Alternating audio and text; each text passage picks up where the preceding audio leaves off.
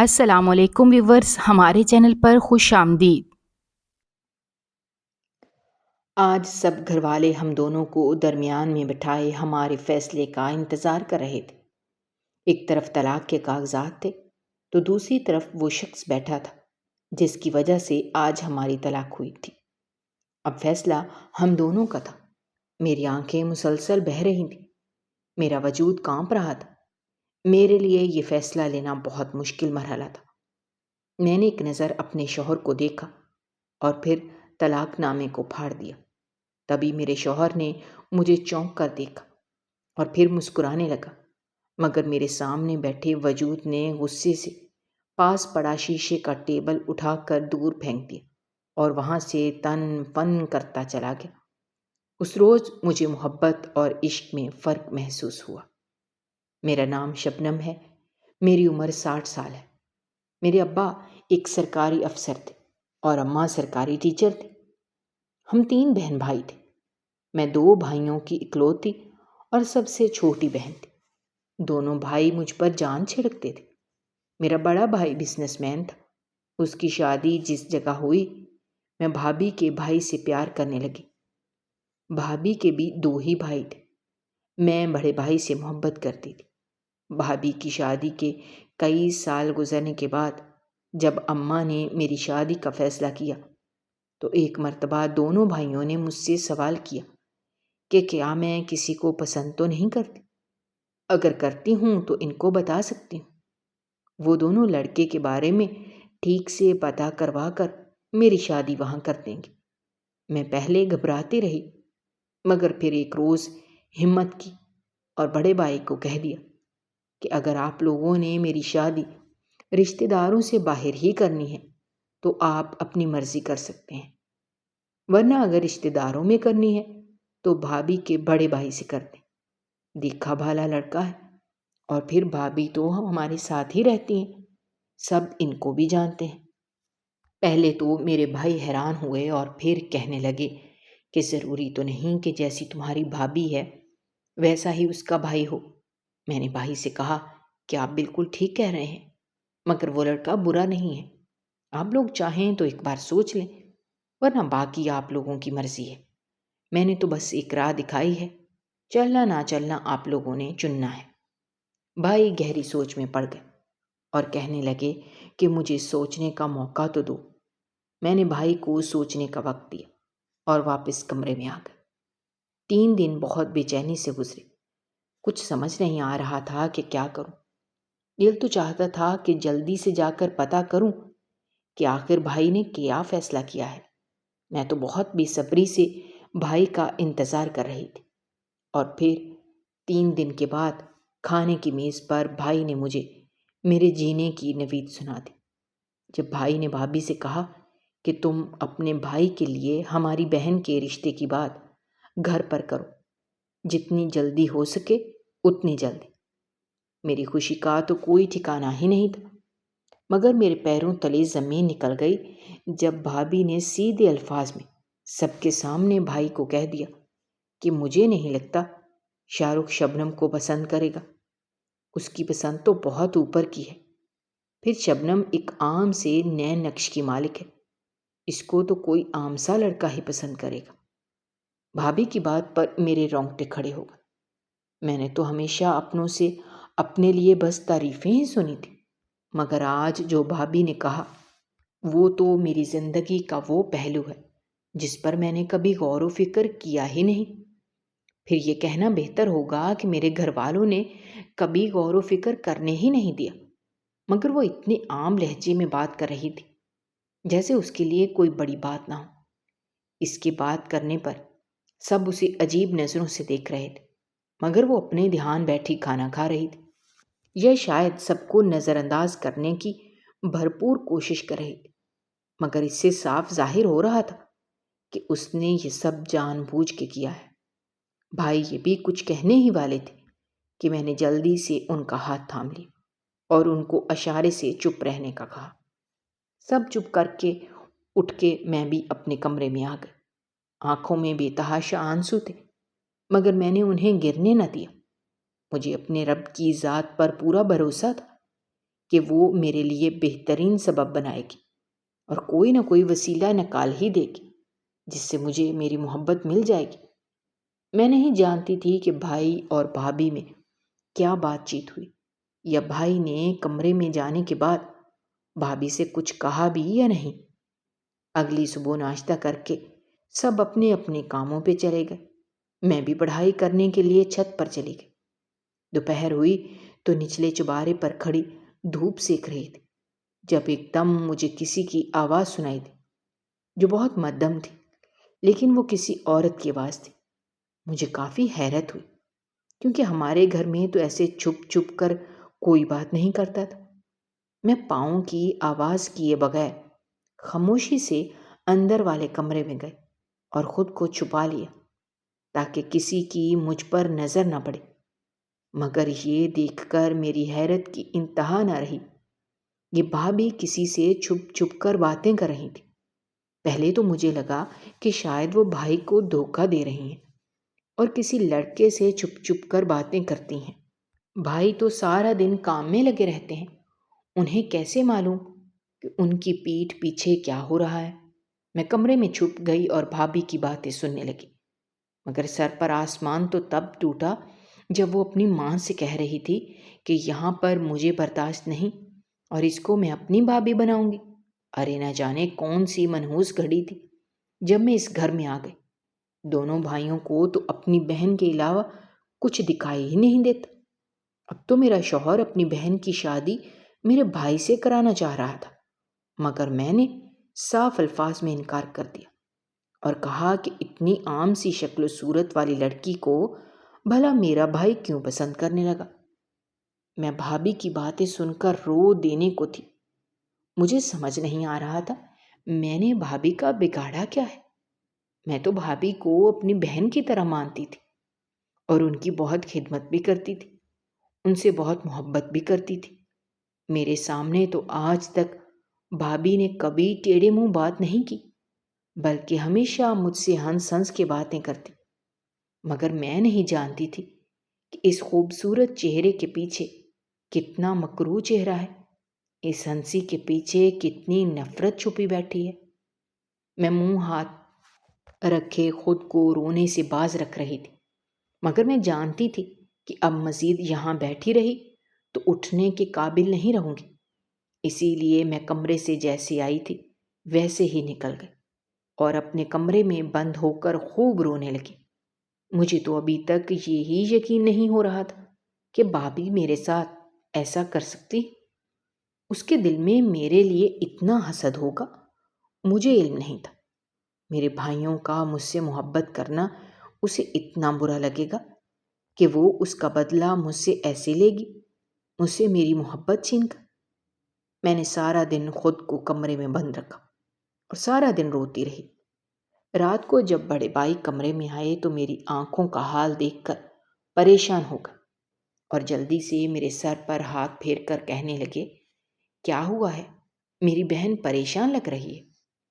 میں نے جلدی سے اپنا چہرہ صاف کیا اور بھائی سے کہا کہ نہیں، ایسا کچھ نہیں ہے، میں تو بالکل ٹھیک ہوں۔ بھائی نے مجھے اپنے ساتھ لگایا اور کہا کہ پریشان ہونے والی کوئی بات نہیں ہے، جب تک تمہارا بھائی زندہ ہے تمہیں تو کوئی کچھ نہیں کہہ سکتا، اور رہی تمہاری بھابھی کی بات تو اس کی باتوں پر زیادہ دھیان مت دو، جانتی تو ہو کہ وہ بڑبولی سی ہے، جو منہ میں آتا ہے کہہ دیتی ہے۔ میں مسکرا کر بھائی کو دیکھنے لگی اور کہنے لگی کہ بھائی، مجھے فکر کرنے کی ضرورت نہیں ہے، اور پھر شادی تو وہاں ہوگی جہاں میرا نصیب لکھا ہوگا، مگر آپ مجھ سے وعدہ کریں آپ میری وجہ سے بھابھی کے ساتھ کوئی بحث نہیں کریں گے اور نہ ہی ان پر کوئی زور زبردستی کریں گے، وہ اپنے بھائی کو مجھ سے شادی کے لیے منائیں۔ میرا بھائی مجھے دیکھ کر مسکرانے لگا اور کہنے لگا، میری بہن تو بہت سمجھدار ہو گئی ہے، لگتا ہے اس کے ہاتھ جلد ہی پیلے کرنے پڑیں گے، کہیں یہ نہ ہو کہ ہماری دادی اماں بن جائے۔ میں بھائی کی بات پر ہنستی۔ تبھی بھائی نے کہا، ایسے ہی مسکراتی رہا کرو، ہم نے کبھی تمہاری آنکھ میں آنسو آنے نہیں دیا۔ میں نہیں چاہتا کہ کسی کی وجہ سے بھی تمہاری آنکھ میں آنسو آئے، اس لیے کسی کی بات کو دل پر مت لیا کرو ہم 2 بھائی ہیں نا تمہارے لیے، تمہاری ڈھال بننے کے لیے۔ تم جو چاہو گی ویسا ہی ہوگا۔ اس کے لیے پھر چاہے مجھے انگلی ٹیڑھی ہی کر کے گھی کیوں نہ نکالنا پڑے۔ بھائی نے میرے سر پر ہاتھ پھیرا اور مجھے آرام کرنے کی تلقین کرتے ہوئے کمرے سے باہر چلا گیا، مگر ابھی تک میرے دماغ میں بھابھی کی باتیں ہی چل رہی تھیں۔ سوچ سوچ کر میرا دماغ پھٹنے کو آ گیا تھا۔ میں نہیں جانتی تھی کہ بھابھی کی باتیں اتنی کیوں چبھ رہی ہیں۔ وہ غیر تھیں، دوسرے گھر سے آئی تھی۔ اگر اپنی ہوتی تو پھر مجھے تکلیف ہوتی، مگر میں نے ان کو کبھی غیر سمجھا ہی نہیں تھا، خود سے زیادہ عزیز رکھا تھا، کبھی اپنے سے کمتر سمجھا ہی نہیں۔ خود کو پیچھے رکھ کر پہلے بھابھی کے لیے سوچتی تھی، مگر بھابھی نے بتا دیا تھا کہ مخلص رشتے اس دنیا کے لیے نہیں بنے ہوئے۔ یہاں تو کوئی بھی آپ کی مخلصی آپ کے منہ پر آرام سے مار سکتا ہے۔ اب جتنے مرضی کسی کے لیے اچھے بن جاؤ یا بننے کی کوشش کرو، ایک دن آپ کی اچھائی آپ کے منہ پر مار دی جاتی ہے اور پھر انسان برائی کا راستہ چنتا ہے۔ میں نے خود کو پڑھائی میں مگن کر لیا تاکہ اپنے دماغ سے بھابھی کی کہی گئی باتیں نکال سکوں، مگر یہ اتنا آسان کام نہیں تھا۔ بہت کوشش کے بعد بھی میں بھابھی کی باتیں دماغ سے نہیں نکال پا رہی تھی، اور نہ ہی میرا پڑھائی میں دل لگ رہا تھا، نہ میں پڑھائی کو توجہ دے پا رہی تھی۔ کتابیں بند کر کے سر کو دونوں ہاتھوں میں تھام لیا، مگر پھر بھی جب سکون نہ ملا تو حاجت کے 2 نفل پڑھ لی اور دعا میں رب سے سکون مانگنے لگی۔ اور پھر وہ تو 70 ماؤں سے بھی زیادہ پیار کرنے والا ہے، کیسے مجھے سکون نہ دیتا؟ مجھے علم ہی نہ ہوا کب میں دعا مانگتے مانگتے نیند کی وادی میں کھو گئی۔ تمام دوستوں کے ساتھ کھلی جب اگلی صبح اماں نے مجھے آ کر اٹھایا، میں زمین پر لیٹی ہوئی تھی۔ اماں نے کہا کہ یہاں پر کیوں سو رہی ہو؟ دماغ پر زور ڈالنے کے بعد جب یاد آیا تو اماں سے کہا کچھ نہیں، نماز پڑھتے پڑھتے کب آنکھ لگ گئی کچھ پتہ ہی نہیں چلا۔ اماں نے کہا دوپہر ہو رہی ہے، اٹھ جاؤ، اب جلدی سے تیار ہو کر نیچے آ جاؤ۔ میں حیران رہ گئی اور کہا اماں کوئی مہمان آئے ہیں کیا؟ میں بھلا کیوں تیار ہوں؟ اماں نے کہا بیٹا تمہارا رشتہ دیکھنے آئے ہیں، ہمارے پاس زیادہ وقت نہیں ہے، جلدی سے منہ ہاتھ دھو اور کپڑے بدل کر نیچے آ جاؤ۔ اماں کی بات سے میرے پیروں تلے زمین نکلی۔ اچانک سے میری آنکھوں کے سامنے شاہ رخ کا وجیح چہرہ لہرا گیا۔ میں ایک دم بوکھلا گئی، میری آنکھیں فوری طور پر پانی سے بھر گئیں۔ مجھے یقین نہیں آ رہا تھا کہ میری دعائیں رد ہو گئی ہیں۔ میں تو آج تک جو دعا بھی کی تھی وہ پوری ہوئی تھی، بے شک چھوٹی سے چھوٹی ہی کیوں نہ ہو۔ میں نے ایک نظر آسمان کی طرف دیکھا اور پھر اماں کے کہنے پر منہ ہاتھ دھو کر کپڑے تبدیل کرنے چلی گئی۔ میں سر جھکائے مہمانوں کے قریب جا کر بیٹھ گئی۔ میں نے ابھی تک ان کو دیکھا نہیں تھا کہ وہ لوگ کون ہیں۔ تبھی اچانک بھابھی میرے پاس آ کر بیٹھ گئی اور کہنے لگی کہ مل گیا سکون مجھے نیچا دکھا کر، اب تو بہت خوش ہوگی نا تم۔ مجھے کافی حیرانگی ہوئی کہ بھابھی یہ کیا کہہ رہی ہیں۔ میں نے جیسے ہی بھابھی کی طرف دیکھا تو وہ مجھے ہی دیکھ رہی تھی، مگر مجھے سمجھ نہیں آ رہا تھا کہ وہ ایسا کیوں کہہ رہی ہیں۔ اب تو میں نے ایسا کچھ نہیں کیا۔ بھابھی کہنے لگی مجھے کیا گھور رہی ہو، ابھی بھی خوش نہیں ہو کیا؟ میری اماں ابا تمہارے بھائی کے مجبور کرنے پر آ تو گئے ہیں تمہارا رشتہ لے کر، ورنہ کہاں میرا بھائی اور کہاں تم۔ ارے چلو اور کچھ نہیں تو کم از کم نین نقشی خوبصورت ہوتے، قد دیکھو مجھ سے بھی چھوٹا ہے۔ تبھی اچانک کسی کی آواز آئی اور بھابھی چپ ہو گئی۔ میں نے اس آواز کے تعاقب میں دیکھا تو بھابھی کا سب سے چھوٹا بھائی تھا جو انہیں گھور رہا تھا۔ مجھے کافی حیرانگی ہوئی، یہ یہاں پر کیا کر رہے ہیں؟ بے دھیانی میں ایک نظر میں نے سارے مہمانوں پہ ڈالی تو مجھے ایسا لگا جیسے میں جنت میں ہوں۔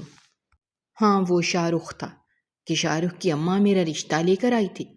اور پھر ایک نظر میں نے اپنے بڑے بھائی کی طرف دیکھا جو مجھے دیکھ کر مسکرا رہا تھا اور مجھے تسلی رکھنے کے لیے کہا۔ میرے چہرے پر بڑی خوبصورت سی مسکراہٹ آ گئی۔ میں نہیں جانتی تھی کہ کوئی میری مسکراہٹ کو بہت غور سے دیکھ رہا ہے۔ رشتہ طے ہوا مگر بھابھی ہر دوسرے دن مجھے تانے دیتی، مگر مجھے میری خوشی مل گئی تھی، اسی لیے میں بھابھی کی باتوں کا برا نہ مانتی اور مسکرا کر کہہ دیتی کہ بھابھی آپ شاید زیادہ اچھے سے بھی جانتی ہیں، مجھے آپ کی باتوں کا برا نہیں لگتا، میں تو بلکہ اب اپنا خیال رکھنے لگی ہوں، جو آپ کہتی ہیں ویسے ہی کرتی ہوں۔ تبھی ایک روز بھابھی کہنے لگی، اگر میں جو کہتی ہوں وہی تم کرتی ہو تو کیوں نہیں چھوڑ دیتی میرے بھائی کی جان؟ آخر کیوں اس کے پیچھے پڑ گئی ہو؟ میرا اتنا خوبصورت بھائی ہے، اور پھر ہم اپنے پہلے بھائی کی تم جیسی دلہن نہیں لانا چاہتے تھے، مگر تمہارے بھائی نے گھٹیا پن کی انتہا کر دی، جس وجہ سے اماں مجبور ہو کر یہ رشتہ لے کر آئی ہیں۔ میں ایک دم چونک گئی اور کہا کہ بھائی کے لیے کیسے الفاظ استعمال کر رہی ہیں، وہ آپ کے شوہر بھی ہیں۔ تبھی بھابھی نے کہا، مجھے زیادہ سکھانے کی ضرورت نہیں ہے، اگر اتنی ہی تم عقل مند ہو تو اپنے بھائی سے پوچھو نہ جا کر، انہوں نے تمہارے رشتے کے لیے میرے ماں باپ کو میری طلاق کی دھمکی کیوں دی؟ الفاظ تھے یسیسا بلائے جو میرے کانوں میں انڈیلی جا رہی تھی۔ میرے ہاتھ سے گلاس نیچے گر کر ٹوٹ گیا، آنکھیں پھٹی کی پھٹی رہ گئیں۔ میں منہ پر ہاتھ رکھے بھاگ کر بھائی کے کمرے میں گئی، وہ اپنا کام کر رہے تھے، مجھے دیکھ کر ایک دم حیران ہو گئے اور کہنے لگے، چھوٹی کمرے میں آنے کی تمیز بھول گئی ہے کیا؟ میں نے بھائی سے کہا، مجھے ایک بات بالکل سچ سچ بتائیں گے؟ اب تو بھائی بھی میرا چہرہ دیکھ کر پریشان ہو گئے، کیونکہ میں نے کبھی بھی اس طرح دخل اندازی نہیں کی تھی اور نہ ہی کبھی ان کی اجازت کے بغیر ان کے کمرے میں گئی تھی۔ وہ ایک دم سیدھے ہو کر بیٹھ گئے اور کہنے لگے، ادھر آ کر میرے پاس بیٹھو اور پھر بات کرو جو کرنی ہے۔ مگر میں نے وہاں پر ہی کھڑے کھڑے بھائی سے کہا کہ آپ نے بھابھی کو طلاق دینے کی دھمکی دیکھ کر میرا رشتہ منگوایا ہے، مجھے ایک ایک لفظ بالکل سچ چاہیے۔ تبھی میں نے بھائی کا چہرہ دیکھا جو سنجیدہ ضرور تھا مگر پرسکون تھا۔ میں نے بھائی سے پھر سے سوال کیا، بھائی کیا آپ نے واقعی بھابھی کو طلاق دینے کی دھمکی دے کر میرا رشتہ منگوایا ہے؟ تبھی بھائی نے کہا کہ ہاں، میں نے ایسا ہی کیا ہے۔ مجھے تو یقین نہیں آ رہا تھا کہ میرا اتنا عقل مند بھائی اتنی بڑی اور اتنی غلط حرکت کیسے کر سکتا ہے۔ بھائی کے پاس جا کر بیٹھ گئی اور ان سے کہا کہ اگر بالفرض وہ رشتہ لانے کے لیے نہ مانتے تو آپ واقعی بھابھی کو طلاق دے دیتے؟ تب بھائی نے کہا کہ ہاں، میں دے دیتا۔ میں نے بھائی سے کہا، بھائی بہت غلط بات ہے، کسی کی بیٹی کو تکلیف دیں گے تو کیا آپ کو لگتا ہے کہ آپ کی بیٹی کسی کے گھر جا کر خوش رہے گی؟ کسی کے لیے نہ صحیح، اپنی بیٹی کے لیے ہی صحیح، مگر کسی کی بیٹی کو تکلیف نہ دیں بھائی۔ بھائی نے چونک کر میری طرف دیکھا اور پھر دونوں ہاتھوں میں اپنا سر گرا لیا اور کہنے لگے، مجھ سے واقعی بہت بڑی غلطی ہو گئی ہے، مجھے ایسا نہیں کرنا چاہیے تھا، اس کا تو کوئی قصور نہیں تھا، اگر وہ لوگ رشتہ نہیں لانا چاہتے تھے تو یہ ان کا حق تھا، مجھے طلاق کی دھمکی کا نہیں کہنا چاہیے تھا۔ میں نے بھائی سے کہا، آپ ابھی اور اسی وقت بھابھی سے معافی مانگیں، مجھے یقین ہے اگر انہوں نے آپ کو معاف کر دیا تو اللہ بھی آپ کو معاف کر دے گا اور شاید پھر میرے لیے کچھ آسانی ہو، اور اگر یہاں پر میرا نصیب نہ لکھا ہوا تو مجھے کوئی شکایت نہیں، جہاں میرے رب نے مجھے بھیجنا ہوا وہ بھیج دے گا۔ اب تو جیسے اس رشتے سے میرا دل اٹھ گیا تھا، کسی کا گھر برباد کر کے میں اپنا گھر کیسے بچا سکتی تھی؟ کسی کی خوشیوں پہ اپنے گھر نہیں بسائے جاتے۔ میں نے بھابھی سے معذرت کی اور کہا کہ جیسا آپ چاہیں گی ویسا ہی ہوگا، اگر آپ چاہتی ہیں کہ میں یہ شادی نہ کروں تو میں یہ شادی نہیں کروں گی۔ اتنا کہہ کر میں اپنے کمرے میں چلی گئی، مگر میری حیرت کی انتہا نہ رہی جب شام ہوتے ہی شاہ رخ کے اماں ابا رسم کرنے کے لیے آ گئے۔ اماں ابا بھی کافی حیران تھے کیونکہ سبھی کے سامنے تو صبح بات ہوئی تھی اور پھر اب ان کا ایسے آنا کچھ سمجھ سے باہر تھا۔ میں نے اماں سے کہا کہ شاہ رخ کے اماں ابا کون سی رسم کرنے کے لیے آئے ہیں؟ کیا بھابھی نے ان کو رشتہ لانے سے انکار نہیں کر دیا؟ انہیں رشتے سے منع نہیں کیا؟ اماں نے کہا کہ نہیں، تمہاری بھابھی نے ایسا کچھ نہیں کیا، مگر اب میرا دل دہلنے لگا تھا، مجھے دال میں کچھ کالا لگ رہا تھا، دل جیسے بے چین، جیسے میرے ساتھ کچھ برا ہونے والا ہے۔ میں نے آیت الکرسی پڑھی اور اپنے دل کے سکون کے لیے دعا کی اور خاموشی سے اٹھ کر تیار ہونے چلی گئی۔ اب تو یہ ہر دوسرے دن کا کام تھا۔ شادی کی تاریخ پکی ہو چکی تھی۔ 6 مہینے بعد میری شادی رکھ دی گئی تھی۔ ان 6 مہینوں میں بھابھی نے بڑھ چڑھ کر ہر چیز میں حصہ لیا۔ مجھے بھی کافی حیرانگی ہوتی کہ بھابھی ایسا کیسے کر سکتی ہیں، وہ تو میرے خلاف تھی، مگر اب اتنی خاموشی سے سب کچھ ہو رہا تھا۔ اب تو مجھے گھبراہٹ ہونے لگی تھی کہ کہیں یہ خاموشی کسی بڑے طوفان کے آنے سے پہلے والی خاموشی نہ ہو۔ 6 مہینے پر لگا کر اڑ گئے۔ شادی کی تیاریوں میں معلوم ہی نہ ہوا کب 6 مہینے پورے بھی ہو گئے۔ میں نے اماں سے کہا بھی کہ انہوں نے اتنی جلدی شادی کیوں رکھی ہے؟ میں کون سا کہیں بھاگی جا رہی تھی؟ تھوڑا سا دیر رکھ لیتے، پورا سال تو گزرنے دیتے۔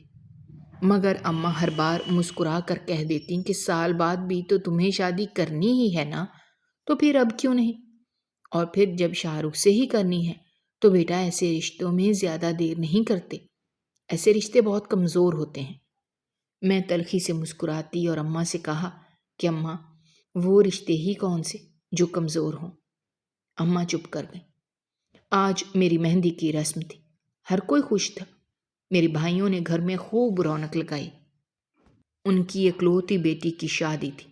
اپنے بچپن کے دن سوچ سوچ کر میری آنکھوں سے پانی آتا جا رہا تھا۔ مجھے خوب رونا بھی آتا اور میں اکثر بات پر تو رو بھی پڑتی۔ مہندی کا دن گزرا اور پھر وہ دن بھی آ گئے جب مجھے رخصت ہونا تھا۔ شاہ رخ بہت خوبصورت لگ رہا تھا، مگر پارلر والی نے مجھے بھی اچھا خاصا چمکا دیا تھا۔ میں بھی بہت پیاری لگ رہی تھی۔ بخیر و عافیت نکاح ہوا تو انہوں نے کہا فوری بعد مجھے شاہ رخ کے پاس لے جا کر بٹھا دیا گیا، مگر شاہ رخ نے ایک دفعہ بھی میری طرف نہ دیکھا بلکہ ادھر ادھر دیکھتا رہا۔ میں نے سلام کیا تو سلام کا جواب بھی نہ دیا۔ میرے دل کو بہت برا لگا، مگر میں نے نظر انداز کر دی۔ میں نے گھونگھٹ نہیں نکال رکھا تھا، اس لیے میں نہیں جانتی تھی کہ شاہ رخ کے اثرات کیسے ہوں گے۔ رخصتی کا شور اٹھا تو جلدی جلدی میری رخصتی ہونے لگی۔ میں اپنے بھائیوں کے گلے لگ کر تو کبھی اپنے اماں ابا کے گلے لگ کر خوب رو رہی تھی۔ تبھی میں بھابھی کے گلے لگی تو وہ کہنے لگی بس کرو، اتنا نہ رو، کچھ آنسو آگے کے لیے بھی بچا کے رکھ لو، بہت جلد ضرورت پڑنے والی ہے۔ تو میں ان سب کی بھابھی کی بات نے میرے رونگٹے کھڑے کر دیے۔ مجھے سمجھ نہیں آ رہا تھا کہ میں کیا کروں۔ بھابھی کی بات کا کیا مطلب تھا؟ آخر انہوں نے اتنی بڑی بات کیسے کہی؟ میں ڈرتے ڈرتے گاڑی میں بیٹھ گئی اور رخصت ہو کر اپنے سسرال آ گئی۔ مگر وہاں تو شادی جیسا کوئی ماحول ہی نہ تھا، نہ کوئی سجاوٹ، نہ کوئی مہمان، نہ کوئی شور شرابہ۔ میری ساس نے مجھے بغیر خاموشی سے بغیر کسی رسم کے ایک کمرے تک پہنچا دیا، مگر کمرے میں بھی کوئی سجاوٹ نہیں تھی۔ کہیں سے نہیں لگ رہا تھا کہ یہ شادی والا گھر ہے، بلکہ یہاں تک لگ رہا تھا جیسے کسی کا جنازہ اٹھایا گیا ہے۔ مگر میں اب کیا کہہ سکتی تھی، اس لیے خاموشی سے شاہ رخ کا انتظار کرنے لگی۔ تھوڑی ہی دیر گزری تھی کہ شاہ رخ کمرے میں آیا اور آتے ہی مجھے کپڑے تبدیل کرنے کے لیے کہا۔ نہ کوئی تعریف، نہ کوئی بات۔ میں خاموشی سے اٹھ کر جا کے کپڑے تبدیل کر آئی اور واپس آ کر بیڈ پہ بیٹھی تو شاہ رخ نے مجھے تکیہ پکڑا دیا اور کہا کہ اٹھ کے صوفے پہ چلی جاؤ، مجھے کسی کے ساتھ سونے کی عادت نہیں ہے۔ میں حیران تھی کہ میرا شوہر مجھے بستر سے اٹھا رہا ہے۔ میں اٹھی اور تکیہ پکڑ کے صوفے پہ چلی گئی۔ ساری رات میری جاگ کر گزری، مجھے نیند نہیں آ رہی تھی اور دوسری طرف شاہ رخ آرام سے سکون سے اپنی نیند پوری کر رہا تھا۔ اگلی صبح شاہ رخ کے اٹھنے سے پہلے ہی میں اٹھ چکی تھی، کپڑے تبدیل کیے، ہلکا سا میک اپ کر لیا۔ تبھی شاہ رخ اٹھا تو کہنے لگا جو مرضی کر لو، تم نے کون سا خوبصورت ہو جانا ہے۔ شاہ رخ کے الفاظ تیر کی طرح میرے سینے میں آ کر لگے۔ میں نے چونک کر شاہ رخ کی طرف دیکھا جو بہت سنجیدہ تھا، آنکھیں نیچے کیں، اپنا کام کر رہا تھا، جس سے میں اس کے چہرے کی حالت نہیں دیکھ سکی تھی کہ اس کے بدلتے رویے کی وجہ کیا ہے۔ وہ اپنی بات کہہ کر واش روم میں بند ہو گیا، یہ سوچے بغیر کہ میرے دل پر کیا گزر رہی ہوگی۔ کوئی غیر انسان آپ کی بے عزتی بھی کرے تو اتنا برا نہیں لگتا جتنا برا آپ کے شوہر کی بد تعریفی پر لگتا ہے۔ دن گزرتے گئے اور میری شادی کو 1 مہینہ ہو گیا۔ میرا شوہر بہت غصے والا تھا۔ اس 1 مہینے میں مجھے اچھے سے میں جان چکی تھی، اس لیے ڈر کے مارے کبھی کبھار اپنے شوہر کے سامنے کوئی بات بھی نہ کرتی تھی۔ نہ جانے کون سی بات اسے بری لگ جائے اور میری کمبختی آ جائے۔ اس 1 مہینے میں اپنے اماں ابا کے گھر بھی نہ جا سکی۔ جب بھی وہاں جانے کا کہتی تو میرا شوہر مجھے جانے سے منع کر دیتا اور کہتا کہ تم وہاں جا کر میری شکایتیں لگانا چاہتی ہو، جیسے میری بہن کی شکایتیں اپنے بھائی سے لگاتی تھی۔ اگر اس نے تمہیں حقیقت سے اس رشتے کی بتا ہی دی تھی تو کیا ضرورت تھی اپنے بھائی کے پاس جا کر اسے کہنے کی؟ جانتی ہو تمہاری وجہ سے میری بہن نے کتنی تکلیف اٹھائی۔ میں حیران رہ گئی کہ بھائی کو میں نے سختی سے منع کیا تھا کہ وہ بھابھی سے کسی قسم کی کوئی بات نہیں کریں گے، مگر پھر بھی بھائی نے نہ جانے بھابھی سے کیا کہا۔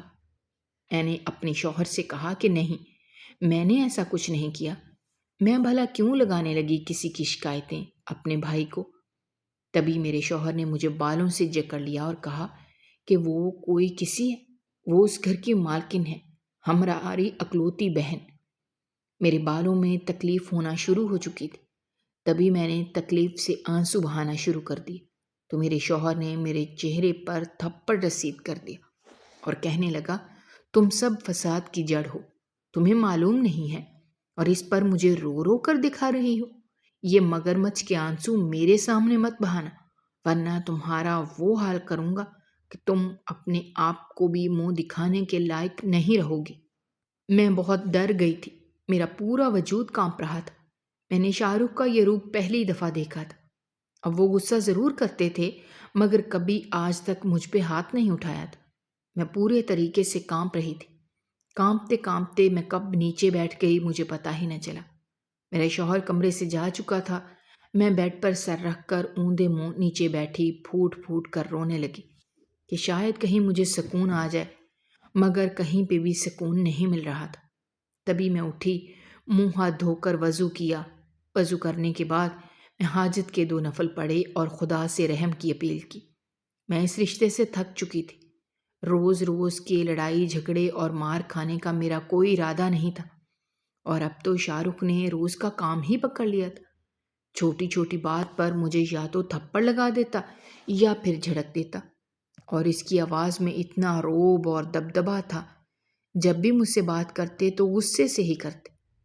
ایک روز میں نیچے کچن میں کام کر رہی تھی جب اچانک سے شاہ رخ کے کمرے سے آواز آنے لگی۔ شاید ان کے کوئی کاغذات نہیں مل رہے تھے۔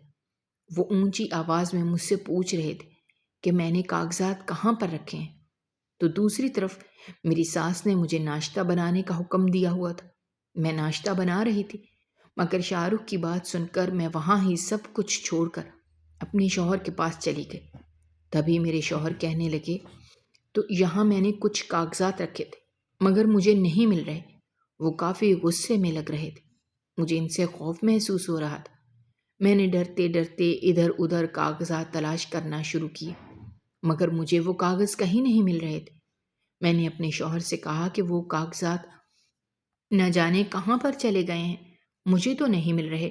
آپ نے یہاں پر ہی رکھے تھے نا، یا کہیں اور بھی رکھے تھے اور بھول گئے ہیں؟ میری نہ جانے اس بات میں ایسا کیا تھا کہ میرے شوہر کو بے انتہا غصہ آیا۔ اس نے آؤ دیکھا نہ تھا اور میرے چہرے پر تھپڑوں کی بارش شروع کر دی۔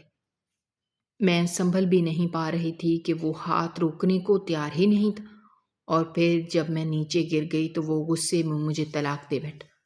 شوہر جذباتی تھا۔ ایک دن غصے میں طلاق دی تو پھر بہت پچھتایا، مگر وہ اب کیوں پچھتا رہا تھا؟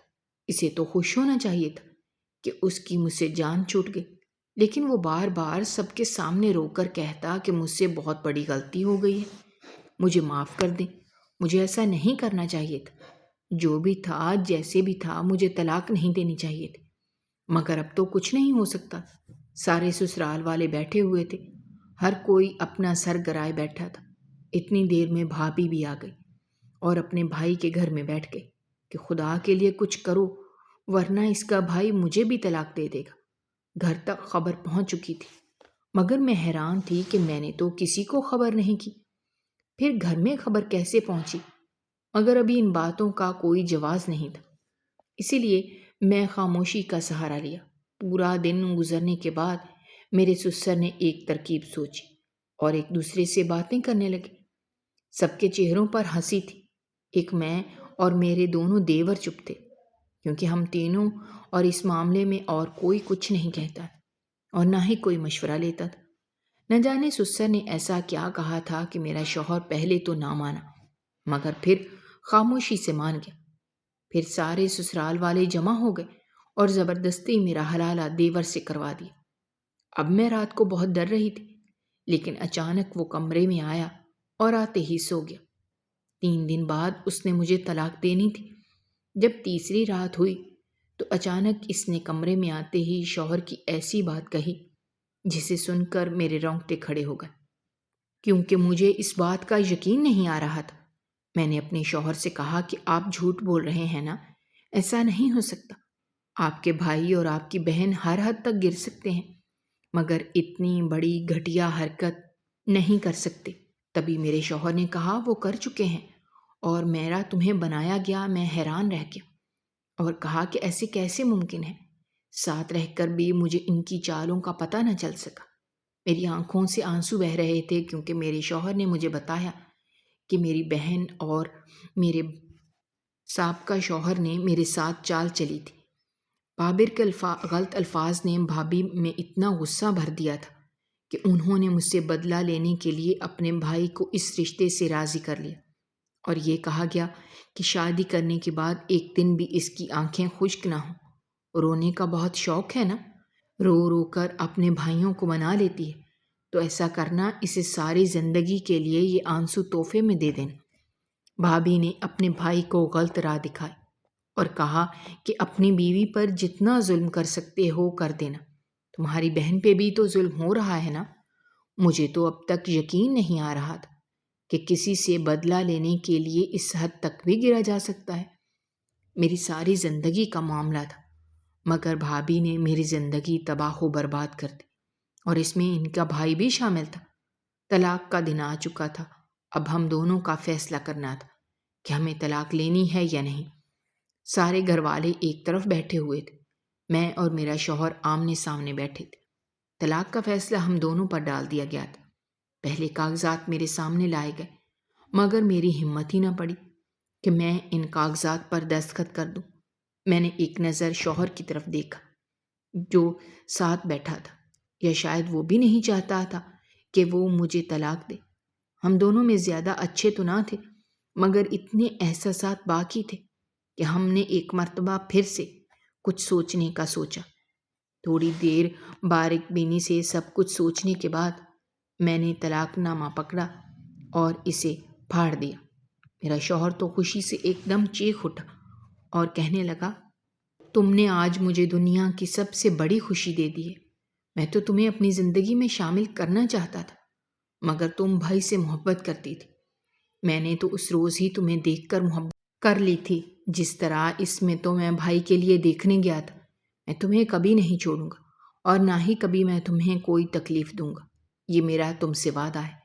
سب کے سامنے اظہار محبت اور اتنی بڑی بات کرنے کے بعد میرے شوہر نے میرا ہاتھ تھاما اور کہا کہ یہ ہاتھ میں ساری زندگی تھام کر رکھوں گا۔ لوگوں کی طرح میں تمہیں در بدر کی ٹھوکریں کھانے کے لیے نہیں چھوڑوں گا۔ اس کی بات نے مجھے زمین سے آسمان تک پہنچا دیا تھا۔ میں خوشی سے جھوم اٹھی تھی، میرے صبر کا پھل مجھے مل چکا تھا۔ ضروری نہیں ہے کہ ہم جو چیزیں پسند کر رہے ہیں وہ ہمارے لیے بہترین ہوں، اس لیے اللہ بار بار ہماری دعائیں نہیں سنتا اور ہمیں ان چیزوں سے دور لے جاتا ہے، کیونکہ وہ ہمارے لیے اچھی نہیں ہوتی۔ ہم دونوں نے ایک ساتھ رہنے کا فیصلہ کر لیا۔ میرا سابقہ شوہر واویلا مچانے لگا تھا، تبھی میرے سسر نے اسے گھر سے نکال دیا اور کہا، اگر وہ دونوں خوش ہیں تو تمہیں دخل اندازی کرنے کی ضرورت نہیں ہے۔ آج میں اپنے شوہر کے ساتھ اور بچوں کے ساتھ بہت خوش تھی۔ سننے میں آیا تھا کہ سابقہ شوہر نے دوسری شادی کی ہے، مگر وہ بھی ساتھ چھوڑ کر چلے گئے، جس وجہ سے میرا سابقہ شوہر تو مریض ہو گیا تھا اور اسے پاگل خانے بھیج دیا گیا۔ میری بھابھی اب اپنے گھر میں خوش تھی، ان کا بھی ایک بیٹا تھا۔ ہر دوسرے دن میرے پاس آتی ہیں اور مجھ سے معافی مانگتی ہیں۔ میں انہیں معاف کر چکی تھی۔ اگر آپ کو ہماری کہانیاں پسند آ رہی ہیں تو ہمارے چینل کو سبسکرائب کیجیے، ویڈیوز پر کمنٹ کیجیے اور شیئر کیجیے۔ شکریہ۔